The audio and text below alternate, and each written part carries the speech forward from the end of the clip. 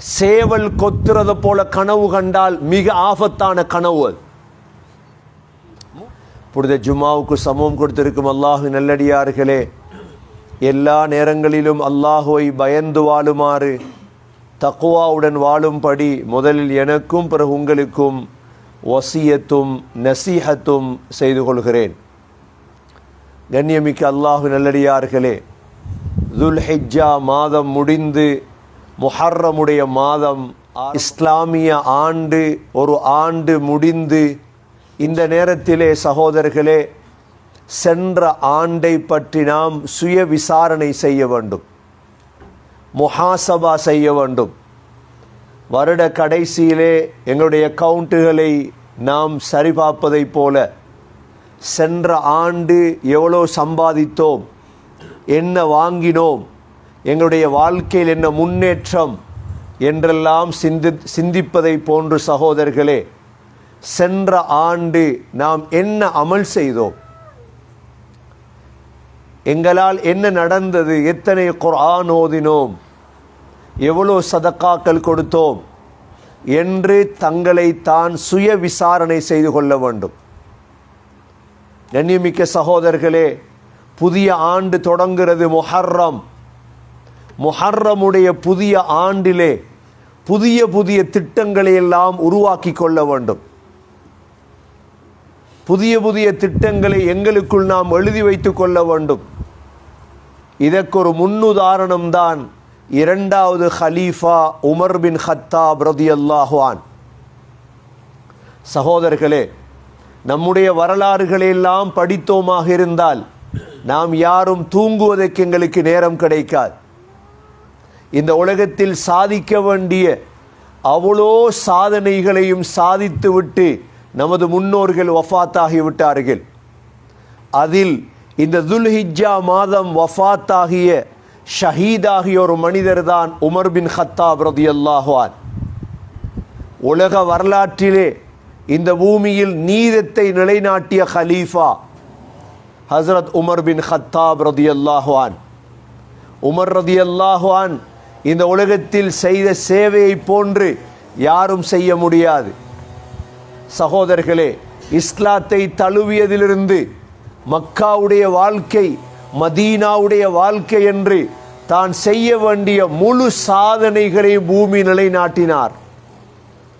இன்று வரை உமர் ரலியல்லாஹு அன்ஹு என்றாலே உலகமே நடுங்கக்கூடிய அளவு தன்னுடைய பெயரை பதித்து விட்டு சென்று விட்டார். உமர் என்றாலே எல்லோருக்கும் தெரியும் யார் அந்த உமர். உமர் பின் ஹத்தாப் ரலியல்லாஹு அன்ஹு ஸல்லல்லாஹு அலைஹி வஸல்லமுடைய வாழும் வரைக்கும் நபி ஸல்லல்லாஹு அலைஹி வஸல்லமோடு முழு நிகழ்வுகளிலும் கலந்து கொண்டார். சகோதரர்களே, ஸல்லல்லாஹு அலைஹி வஸல்லம் வஃபாத்தான பொழுது வாளை கையில் எடுத்துக்கொண்டு ஸல்லல்லாஹு அலைஹி வஸல்லம் மௌத்தாகவில்லை, நபி அவர்கள் வஃபாத்தாகவில்லை என்று கோஷமிட்டு கொண்டிருந்தார். ஹஸரத் அபூபக்கர் ரலியல்லாஹுடைய காலத்திலே இந்த இஸ்லாத்தை வளர்ப்பதற்காக பல தியாகங்களை செய்தார். அபூபக்கர் ரலியல்லாஹுடைய வஃபாத்தின் பொழுது அபூபக்கர் ரலியல்லாஹு யோசித்தார்கள், இந்த சமூகத்துக்கு ஒரு தலைவரை வைத்துவிட்டு நான் மௌத்தாக வேண்டும். உமர் ரலியல்லாஹு அன்ஹு அவர்களை அழைத்து சொன்னார்கள், எனக்கு பிறகு நீங்கள் தான் இந்த சமூகத்துக்கு தலைவர், ஹலீஃபா. உமர் ரலியல்லாஹு சொன்னார், என்னால் முடியாது. ஒரு வார்த்தை தான் சொன்னார்கள், அஹுவாருன் ஃபில் அஜப்பாருன் ஃபில் ஜாஹிலியத்தி அஹுவாருன் ஃபில் இஸ்லாம். உமரே, ஜாகிலியத்தில் எவ்வளோ தைரியசாலியாக இருந்த நீ இஸ்லாத்திலே கோழையாக மாறிவிட்டாயா? உடனே பொறுப்படுத்தார்கள். சகோதரர்களே, ஹிஜ்ரி 13ஆம் ஆண்டு இந்த சமூகத்தை பொறுப்படுத்தி ஹிஜ்ரி 23ஆம் ஆண்டு வரை 10 ஆண்டுகள் சகோதரர்களே இந்த சமூகத்தின் தலைவராக இருந்தார்கள். இந்த 10 ஆண்டுகளுக்குள் மதீனா முனவ்வராவில் இருந்த இஸ்லாத்தை ஆப்கானிஸ்தான் வரை கொண்டு வந்து சேர்த்தார்கள். மதீனாவில் இருந்த இஸ்லாத்தை சகோதரர்களே ஆப்கானிஸ்தான் வரை கொண்டு வந்து சேர்த்தார்கள். அவர்களுடைய காலத்தில்தான் ஈரான் இஸ்லாத்தை தழுவியது, ஈராக் இஸ்லாத்தை தழுவியது, குவைத் இஸ்லாத்தை தழுவியது என்று சொல்கிறோமே, துபாய் இஸ்லாத்தை தழுவியது, கத்தார் இஸ்லாத்தை தழுவியது, இன்றுள்ள அரபு நாடுகள் சொல்கிறோமே ஒமான் இஸ்லாத்தை தழுவியது.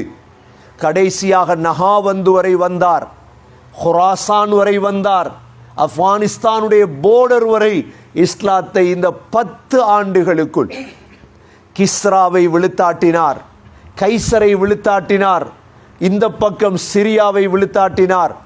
சிரியா அவருடைய கையில் தான் இஸ்லாத்தை தழுவியது. கடைசியாக லெபனானுடைய கையில் தான் இஸ்லாத்தை தழுவியது. இவைகள்லாம் புது புது பெயர்கள், பழைய பெயர்கள் ரோம். கடைசியாக அவருடைய கையில் இஸ்லாத்தை தழுவியது பலஸ்தீன். முழு பலஸ்தீனிய மக்களும் பலஸ்தீனுடைய தொரப்பை கொண்டு வந்து கையிலே கொடுத்தார்கள். உமர் என்ற நாமத்துக்கே உலகம் நடுங்கியது. அந்தளவு நீதமான ஒரு ஆட்சியை இந்த பூமியில் நிலைநாட்டினார் உமர் ரலியல்லாஹு அன்ஹு. பலஸ்தீனுடைய யுத்தத்திலே, பலஸ்தீனுடைய வெற்றியிலே சொன்னார்கள், நாங்கள் உமரை பார்க்க வேண்டும். யூதர்கள் எல்லாம் அபு உபைதா பின் ஜர்ராஹ் ரலியல்லாஹு அன்ஹு கடிதம் எழுதினார்கள், உங்களை பார்க்கணும்னு சொல்றாங்க, நீங்க வாங்க. மதீனாவிலிருந்து வந்தாங்க ஒட்டகத்தில். கடைசியாக சகோதரர்களே, பலஸ்தீனுடைய தொரப்பெடுக்க வேண்டும். ஆடை அழுக்காக இருந்தது. பக்கத்தில் இருந்த சஹாபி சொன்னார்கள், உமரே உடுப்பை மாத்திட்டு போங்க உமரே. உமர் ரலியல்லாஹுடைய சிந்தனை ஆடையாக இருக்கவில்லை, வாகனமாக இருக்கவில்லை. சொன்னார்கள், அபூ உபைதா ரலியல்லாஹு அன்ஹு அவர்களை பார்த்து, அபூ உபைதா, அல்லாஹ் எங்களை கண்ணியப்படுத்தியது இஸ்லாத்தை வைத்துதான். மஹ்மப் தகைனல் இஸ்ஸத பிகைரில் இஸ்லாம் அதல்லன் அல்லாஹ். இஸ்லாத்தை விட்டு வேறு விடயத்தில் கண்ணியத்தை தேடினால் அல்லாஹ் எங்களை கேவலப்படுத்தி விடுவான். தொரப்பை கொடுப்பதற்கு முகத்தை பார்க்கிறார்கள். உமர் ரலியல்லாஹுடைய முகத்தை பார்த்ததோடு தான் தொரப்பை கையில் கொடுத்தார்கள். ஏன் தெரியுமா? தௌராத்திலே அல்லாஹ் உமர் ரலியல்லாஹு அன்ஹு அவர்களை பற்றி சொல்லி இருந்தான், இவருடைய கையில் தான் தொரப்பை கொடுக்க வேண்டும். அப்படிப்பட்ட ஒரு தலைவர் சகோதரர்களே. கிஸ்ராவும் பணிந்தது, கைசரும் பணிந்தது, முழு உலகமும் பணிந்தது. சில உலமாக்கள் எழுதுகிறார்கள், அவருடைய 10 ஆண்டுகளுக்குள் 50,000 பள்ளிவாசல் கட்டினார். எத்தனை பள்ளிவாசல்?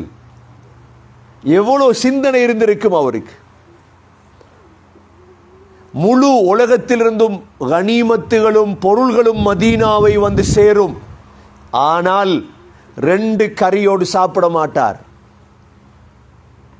ஜெய்தூன் எண்ணெயும் ரொட்டியும் தான், கஷ்டம்தான், ஆனால் வரலாறு உண்மை.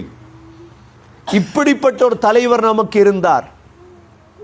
2 கறியோடு சாப்பிடவே மாட்டார். பஞ்சன மெத்தையில் தூங்க மாட்டார். ஏன்? இரவையில் மதீனாவை சுத்தி பார்க்க வேண்டும், தூங்க முடியாத அவருக்கு. இவர்தான் தலைவர். இவருடைய காலத்திலே சகோதரர்களே, மிஸ்ர் என்று சொல்றோமே, எகிப்து, இவருடைய காலத்திலே தான் வெற்றி கொள்ளப்பட்டது எகிப்து. மிஸ்ருக்கு கவர்னராக அம்ர் இப்னு ஆஸ் ரலியல்லாஹு அன்ஹு அவர்களை அனுப்பி வைத்தார்கள். மிஸ்ரிலே ஓடுகிறது நைல் நதி. இந்த நைல் நதிக்கு என்ன செய்வார்கள் தெரியுமா? வருடத்துக்கு ஒரு தடவை ஒரு பெண்ணை அலங்கரித்து அதற்கு பலி கொடுப்பார்கள். அம்ர் இப்னு ஆஸ் ரலியல்லாஹு அன்ஹு கடிதம் எழுதினார்கள், கலீஃபா இப்படியெல்லாம் செய்கிறாங்க, என்ன செய்யறது? என்ன சொன்னாங்க தெரியுமா? உமர் ரலியல்லாஹு அன்ஹு, நான் ஒரு கடிதம் தாரேன், அந்த கடிதத்தை நைல் நதிக்கு போடுங்க. எப்படி ஈமானாக இருக்கு சகோதரர்களே?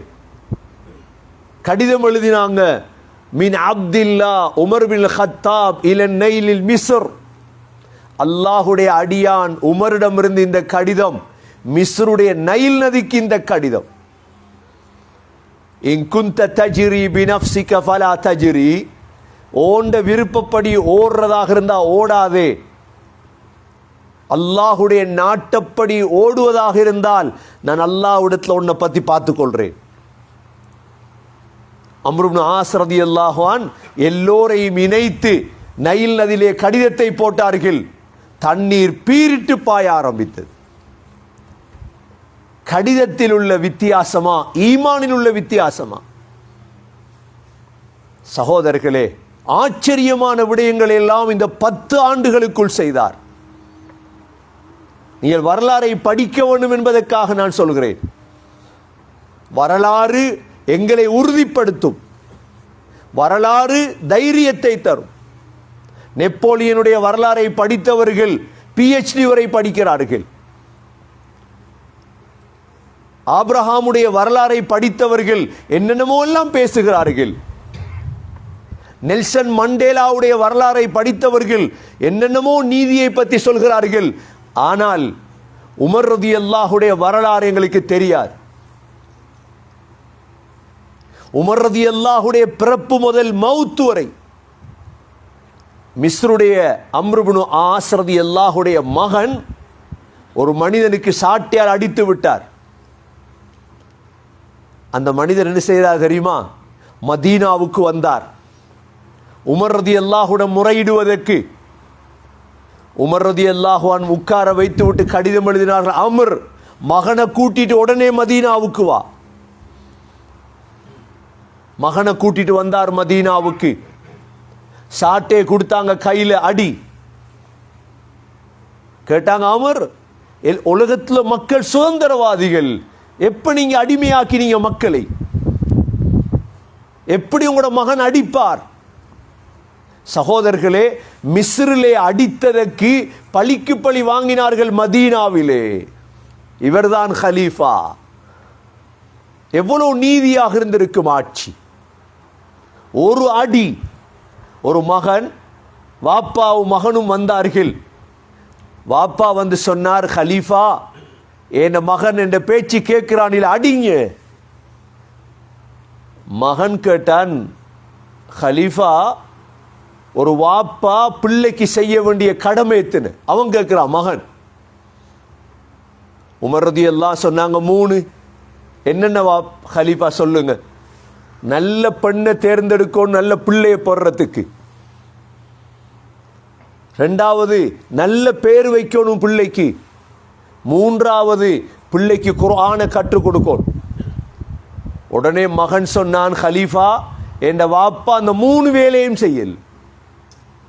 என் அம்மா ஒரு மஜூசி, நெருப்பு வணங்கி, ஒரு காஃபிர். என் அம்மா, என் பேர் என்ன தெரியுமா ஹலீஃபா? ஜுல்.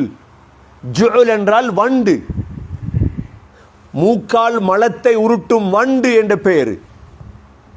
சொன்னான், வலம் யுஅல்லிம்னி ஹர்ஃபன் வாஹிதா. ஹலீஃபா என் வாப்பா எனக்கு ஒரு ஹர்ஃப் குர்ஆன் படிச்சு தரல. உமர் ரலியல்லாஹு நீதமானவங்க இல்லையா? எடுத்தாங்க சாட்டே வாப்பாக்கு அடிக்கிறது. இந்த அளவு நீதமானவங்க உமர் ரலியல்லாஹு அன்ஹு. ஒரு தரம் பேசிக்கொண்டிருக்கிறார், ஒரு பெண் எழும்பி சொன்னால், உமர் உங்களுக்கு பேச இயலாது. உடனே மௌனமாயிட்டாங்க. நான் பேச மாட்டேன். நீதிக்கு ஒரு உதாரணம் உமர் ரலியல்லாஹு அன்ஹு. இந்த உலகத்தை திருப்பி எடுத்தார்கள் சகோதரர்களே. நடுங்கியது உலகம், உலகம் நடுங்கியது. கடைசி காலம் வந்தது உமர் ரலியல்லாஹுடைய.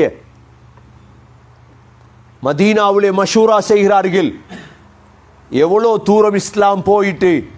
என உமர் ரலியல்லாஹுடைய ஒரு நோக்கம் இருந்தது,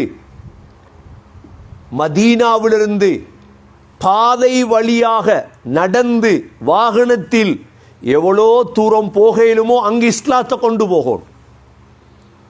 சொன்னாங்க, ஹலீஃபா 3 நாடு தான் இப்ப மீதமாக இருக்குது. அஸ்ஃபஹான், அசர்பைஜான், கிஸ்ரா. கேட்டாங்க, என்ன செய்யறது? 3 வெற்றி கொள்ளுவோம், இஸ்லாத்தை கொடுப்போம் இன்ஷா அல்லாஹ். 3க்கும் இஸ்லாத்தை கொடுத்தாங்க. கடைசி அவங்க ஹஜ்ஜிக்கு போனாங்க. ஹஜ்ஜில அரஃபால வச்சு துவா கேட்டாங்க, அல்லாஹும்ம அர்சுக்னி ஷஹாதத்தன் ஃபீ சபீலிக் வஜஅல் மௌதி ஃபீ பலதி ரசூலிக். யா அல்லாஹ் எனக்கு ஷஹாதத்தை தா, நான் சும்மா மௌத்தாப்படாது. அதுவும் மதீனால தான். எனக்கு கேட்டாங்க, ஹலீஃபா நடக்குமா இது? மதீனாவுல ஷஹாதத் கிடைக்குமா உங்களுக்கு? சொன்னாங்க, கிடைக்கும். எனக்கு என்ன துஆவை அல்லாஹ் கபூல் செய்வான். சகோதரர்களே, ஹஜ்ஜ முடிச்சிட்டு இவங்க தான் சுபஹ் தொழுவிப்பாங்க. உமர் ரலியல்லாஹு அன்ஹு யார் சமூகத்துக்கு தலைவரோ அவர்தான் முசல்லாவுக்கும் தலைவர், அவர்தான் மிம்பருக்கும் தலைவர். இன்றைக்கு தலைவர் வேற, இமாம் வேற, பிரிச்சிட்டோம் நாங்க. அது எங்களுடைய சமூகத்துடைய மடத்தனம். அது யார் சமூகத்துக்கு தலைவரோ அவர்தான் முசல்லாவுக்கும் தலைவர், அவர்தான் மிம்பருக்கும் தலைவர். இந்த ரெண்டும் தெரியாத ஒருத்தர் தலைவராக வர முடியாத ஒரு நாளும். உமர் ரலியல்லாஹு அன்ஹு சுபஹ் தொழுவிப்பாங்க. சகோதரர்களே, அழுவாங்க, பின் சஃப்புக்கு கேட்கும். 63 வயதிலே சுபஹ் தொழுவிக்கிறாங்க. சுபஹ் தொழுவிப்பதற்காக வந்து நின்றது மாத்திரம்தான் இகாம சொல்லப்பட்டது. ஒருவன் கத்தி எடுத்துட்டு வந்தான் உமர் ரலியல்லாஹு அன்ஹு குத்துறதுக்கு. உமர் ரலியல்லாஹுடைய நெஞ்சிலும் வயிற்றிலும் குத்தினான். குத்திட்டு ஓடும் பொழுது 13 சஹாபாக்களை குத்திட்டான் முன்சஃப்ல இருந்து. உடனே ஒரு சஹாபி அவனுக்கு மேலே பெரிய ஒரு தொப்பியை போட்டு அவனை பிடிச்சிட்டார். அவன் உடனே தன்னை தற்கொலை செஞ்சு கொண்டான். உமர் ரலியல்லாஹு அன்ஹு அப்படியே கீழே விழுந்துட்டாங்க. இது நடக்க முன்னால் ஒரு கனவொன்று கண்டாங்க உமர் ரலியல்லாஹு அன்ஹு. ஒரு சேவல் அவங்கள வந்து கொத்துது. சேவல் கொத்துறத போல கனவு கண்டால் மிக ஆபத்தான கனவு. 3 கொத்து கொத்துது. உமர் ரலியல்லாஹு அன்ஹு விழுந்துட்டாங்க. அதோட அப்துர் ரஹ்மான் இப்னு அவுஃப் ரலியல்லாஹு அன்ஹு சுபஹ் தொழுவிச்சாங்க. உமர் ரலியல்லாஹு அன்ஹு அவங்களுக்கு குத்தப்பட்ட இடத்தால ரத்தம் வந்துட்டே இருக்குது. கேட்டாங்க, சூரியன் உதயமாக கிட்ட நான் சுபஹ் தொழுதேனா? இல்லை. உடனே எழும்பி ரத்தம் ஓடு தொழுகிறாங்க சுபஹ். சுபஹ முடிச்சுட்டு அந்த காலத்தில் முஸ்லிம்கள் நபீது குடிப்பாங்க. காலையில் டீ இல்லையே அந்த காலத்தில். நபீதண்டா ஈச்சம்பழத்தை ஊற போட்டு புளிஞ்சு குடிக்கிறது. உமர் ரலியல்லாஹு அன்ஹு குடிச்சதோட குத்தப்பட்ட இடத்தால வெளியே வருது. வைத்தியர்கள் சொன்னாங்க, உங்களோட கடைசி காலம் இனி. இந்த துல்ஹிஜ்ஜா மாதம் 23 நினைக்கிறேன் நான், பால் கொண்டு வந்து கொடுக்கப்பட்டது, குடிச்சா வருது வெளியால. உமர் ரலியல்லாஹு விளங்கிட்டு சக்கராத் என்ற வந்துட்டு கடைசி காலம் என்ற இந்த நேரம் கொண்டு வந்து வைக்கப்பட்டிருக்குது வீட்டில். மகனை கூப்பிட்டாங்க அப்துல்லாவை. அப்துல்லாட்ட சொன்னாங்க, மகன் என்ற ஒரே ஒரு ஹாஜத் இருக்குது, என்ற ஜனாசாவை ஸல்லல்லாஹு அலைஹி வஸல்லம் அபூபக்கர் ரலியல்லாஹுக்கு பக்கத்தில் அடக்கம் செய்யணும் மகன். போய் ஆயிஷா ரலியல்லாஹு அன்ஹாட்ட போய் கேட்டுட்டு வாங்க. ஏன்னா அது ஆயிஷா ரலியல்லாஹு அன்ஹாட வீடு. அது மகன் அப்துல்லா வாரார். ஆயிஷா ரலியல்லாஹு அன்ஹா அழுது கொண்டிருந்தாங்க. சொன்னாங்க, வாப்பா கேட்டார் பக்கத்தில் அடக்கணும் அப்படின்ட்டு. ஆயிஷா ரலியல்லாஹு சொன்னாங்க, அந்த இடத்தை நான் எனக்கு வச்சிருந்தேன், உமர் கேட்கிறதால் நான் விட்டு தாரேன். இப்ப மகன் வந்து சொன்னார் இப்படி. சொன்னாங்க உமர் ரலியல்லாஹு அன்ஹு, நான் ஹலீஃபாவாக இருந்ததால தந்திருப்பாங்க, நான் மௌத்தானதுக்கு பிறகு மையத்தை எடுத்து கொண்டு போய் சொல்லுங்க, இப்ப ஹலீஃபா இல்ல மையத்து வந்திருக்குது, அடக்கேலுமா? ஏன் அதில கூட அநியாயம் நடந்துடப்படாது என்று பயப்பட்டார். நான் ஹலீஃபான்றதுக்கா அடக்க தந்தாங்களே? இல்லை. சகோதரர்களே, கடைசி நேரம் அல்லாஹ் அவங்களுக்கு ஷஹாதத்தை கொடுத்தான். அல்லாஹ் மதீனாவுல மௌத்தாகிற பாக்கியத்தையும் அல்லாஹ் கொடுத்தார். வஃபாத்தானதோட சுஹைப் ரலியல்லாஹு தான் தொழுவிச்சார்கள் ஜனாசாவை. உமர் ரலியல்லாஹுடைய ஜனாசாவை கொண்டு வந்து கேட்டாங்க, அடக்கேலுமா? ஆயிஷா ரலியல்லாஹு சொன்னாங்க, தாராளமா அடக்குங்க. உடனே அபூபக்கர் ரலியல்லாஹுடைய கை புயம் இருக்குது, அதுக்கு பக்கத்தில் கபரை தோண்டி 3ஆவதாக உமர் ரலியல்லாஹு அன்ஹு அவர்கள் அடக்கம் செய்யப்பட்டார். சகோதரர்களே, உடம்புதான் பூமிக்குள் அடக்கம் செய்யப்பட்டது உமர் ரலியல்லாஹுடைய. உலகமெல்லாம் அழத் தொடங்கியது உமருக்காக. ஏன்? உலகத்தில் அவருக்காக அவர் வாழவில்லை. இதுதான் என்னுடைய ரகசியம். அவருக்காக அவர் வாழவில்லை, அவர் வாழ்ந்தது சமூகத்துக்காக. கண்ணியமிக்க சகோதரர்களே, இந்த துல்ஹிஜ்ஜா முடியும் பொழுது படிக்க வேண்டிய பாடம் அதுதான். நாம் யாரும் எங்களுக்காக வாழக்கூடாது. இந்த ஜும்மாவை தொடங்கியது சமூகத்துக்காகத்தான். கஷ்டம்தான், நோத்துக்கு வாரது உங்களுக்கு கஷ்டம், எங்களுக்கு தெரியும். ஆனால் இவ்வளோ பேர் சேர்ந்திருக்கீங்களே, அல்லாஹ் உங்களுக்கு ரஹ்மத் செய்வானாக. இதை நீங்க தொடர்ந்து செய்யணும், சமூகத்தை கட்டி அணைக்கும். எங்களுக்குள்ள இருக்கக்கூடிய கோவங்கள் பொறாமைகளை விட்டெறியோம். சமூகத்தை நாங்க சேர்த்தெடுக்கலன்னு வைங்க, இதுக்கு பிறகு உங்களுக்கு சேர்க்கலா இந்த சமூகத்தை. அதனாலதான் உமர் ரலியல்லாஹுடைய பேர் இன்னும் இருக்கு. சேர்த்தெடுத்தாங்க. பள்ளிக்கு வந்தாங்க உமர் ரலியல்லாஹு, கொஞ்சம் பேர் தராவி தொழுறாங்க. உபய் இப்னு கஅப் ரலியல்லாஹு இமாமா போட்டு முழு பேரை வாங்க, சேருங்க, ஒத்துமைப்படுங்க, மனஸ்தாபங்களை கலந்து எறிங்க, சமூகம் மேல வரும் இன்ஷா அல்லாஹ். சகோதரர்களே, சமூகத்துக்காக பாடுபடும், உம்மத்துக்காக சுயநலத்தை தூக்கி எறியோம். அல்லாஹ் உங்களோட பேரையும் அல்லாஹ் பாதுகாப்பான். இன்றைக்கு எவ்வளோ பேர் மௌத்தா போயிட்டாங்க, பெரும் மன்னர்கள். சகோதரர்களே, ஷாஜஹான், அக்பர், சின்னவங்க அல்ல சக்கரவர்த்திகள் எல்லாம், உலகத்தாண்ட எவ்வளோ பேர் அப்படியே மண்ணோட பேரும் போயிட்டு. 1300 ஆண்டுகளுக்கு முன்னால் ஆண்டவர் உமர். செல்வம் இல்லை, தங்கம் இல்லை, ஜும்மா ஓதுவார், உடுப்பெல்லாம் ஓட்ட. ஆனா அல்லாஹ் பேரை பாதுகாத்து வச்சிருக்கிறார். கண்ணியமிக்க சகோதரர்களை, பாடமாக நாம் படிக்க வேண்டும். நானும் உமரை போல ஆகணும் என்ற சிந்தனை இன்ஷா அல்லாஹ் உருவாக்கி கொள்ளும். அந்த புத்தகத்தை வாங்குங்க, உமர் என்ற புத்தகத்தை படிங்க, படிச்சு தன்னை வளர்த்தெடுங்க. உமர் ரலியல்லாஹு அன்ஹு 50,000 பள்ளி கட்டினாங்க. நாங்க ஸ்ரீலங்கா ஒரு மஸ்ஜித் கட்டுறது இல்லையா மொன்ட்ரியல்ல? இன்ஷா அல்லாஹ் உருவாக்கணும். இன்ஷா அல்லாஹ் சமூகத்தை செஞ்சு கொடுக்கணும். விசால மனது தேவை எங்களுக்கு. எல்லாரையும் அரவணைக்கணும், யாரையும் விட்டுறக்கூடாது. இல்லை அவர் சரியில்லை, இவர் சரியில்லை, அவர வைஃப் காஃபிர், இவர வைஃப் தமிழ் இல்லை. எல்லாரும் வாங்க, எல்லாரும் வாங்க, எல்லாரையும் சொர்க்கத்துக்கு கூட்டி போடும். நாங்கள் அதுதான் எங்களோட கவலையாக இருக்கும், அதுதான் எங்களோட சிந்தனை. சகோதரர்களே, மதரசா ஒன்றை தொடங்கணும், ஸ்ரீலங்காலேருந்து ஒரு தமிழ் பேசுகிற ஆலிம் ஒன்றை கொண்டு வரணும். இவ்வளோ பேர் இருக்குது, ஒரு வழிகாட்டி தேவை. இந்த உயர்ந்த சிந்தனையின் அடிப்படையில் தான் இந்த ஹுத்துபாவை தொடங்கி இருக்கிறோம். சகோதரர்களே, அடுத்தது முஹர்ரம் ஆரம்பிக்குது. உங்களுக்கு தெரியும், முஹர்ரம் புது வருடம். பிள்ளைகளுக்கு நிகழ்ச்சிகளை வச்சு, ஏதாவது பிள்ளைகளை சேர்த்து, பெண்களை சேர்த்து ஒரு நிகழ்ச்சி ஒன்று வைங்க. முஹர்ரம் நிகழ்ச்சி எங்கட முஸ்லீம் பிள்ளைகளுக்கு விளங்கணும். புதிய ஆண்டு தொடங்கி இருக்குது. அப்போதான் அந்த பிள்ளைகளுடைய உள்ளத்தில் பதியும். ஒரு கசீதா, ஒரு கிராத் போட்டி ஒன்று வச்சு பிரைஸ்களை கொடுத்து புதிய ஆண்டு எங்கட. அது மாத்திரமல்ல, முஹர்ரம் 9, 10 வருது. சகோதரர்களை, நோன்பு பிடிக்க பழக்கம். ஆஷூரா, தாசுஆவுடைய நோன்பு, முஹர்ரமுடைய நோன்பு. சகோதரர்களே, சாதாரண நாள் அல்ல. ஆஷூரா ஸல்லல்லாஹு அலைஹி வஸல்லமுடைய பேரர் ஹுசைன் ரலியல்லாஹு அன்ஹு ஷஹீதாக்கப்பட்ட நாள். ஒரு தியாகியுடைய வரலாறு பின்னால் இருக்குது. ஹுசைன் ரலியல்லாஹுடைய தலையை வெட்டி ஒரு பிளேட்ல வைத்தார்கள். ரசூலுல்லாஹுடைய பேர் நண்டு கூட பார்க்கல. ஹுசைன் ரலியல்லாஹுடைய தலை மதீனாவுக்கு கொண்டு வரப்பட்டது. ஹுசைன் ரலியல்லாஹுடைய பொடி கர்பலாவில் அடக்கம் செய்யப்பட்டது.